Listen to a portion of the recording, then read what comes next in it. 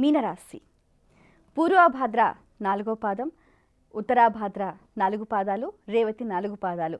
ఆదాయం 5, వ్యయం 5, రాజపూజ్యం 3, అవమానం 1. మీనరాశి స్త్రీలకు ఈ సంవత్సరంలో మిశ్రమ ఫలితాలు గోచరిస్తున్నాయి. ఆరోగ్యం కాస్త కలవరపెట్టే పరిస్థితులు కనిపిస్తూ ఉన్నాయి. శత్రు బాధలు కూడా కాస్త పెరుగుతాయన్నమాట. ఏది ఏమైనప్పటికీ కూడా మనోధైర్యంతో ముందడుగు వేస్తూ ఉండాలి. దానికి తగ్గట్టుగా వారు సిద్ధంగా ఉండాలన్నమాట. నలుగురికి మేలు చేయాలన్న ఆలోచన మిమ్మల్ని ఉన్నతులుగా తీర్చిదిద్దుతుంది. వాతావరణం అనుకూలించకపోవటంతో వ్యవసాయ రంగంలో వారికి పంటలు బాగా నష్టపోయే సూచనలు కనిపిస్తున్నాయి.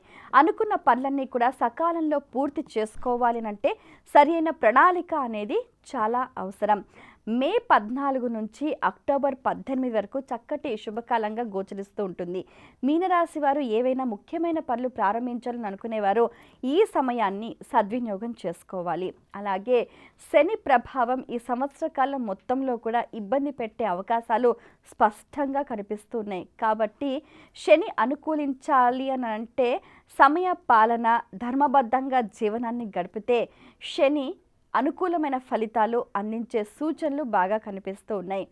ఏది ఏమైనప్పటికీ కూడా కేతువు అనేది మే 18 తర్వాత చక్కటి శుభ ఫలితాలను అందిస్తూ ఉన్నారు. మీనరాశి మహిళలు అన్ని రంగాల్లో వారు ఇంకా విజయావకాశాలని మరింత త్వరితగతిన అందిపుచ్చుకోవాలి అని అనుకుంటే దుర్గా ఆరాధన, శివాభిషేకం చేస్తే సత్ఫలితాలు పొందుతారు.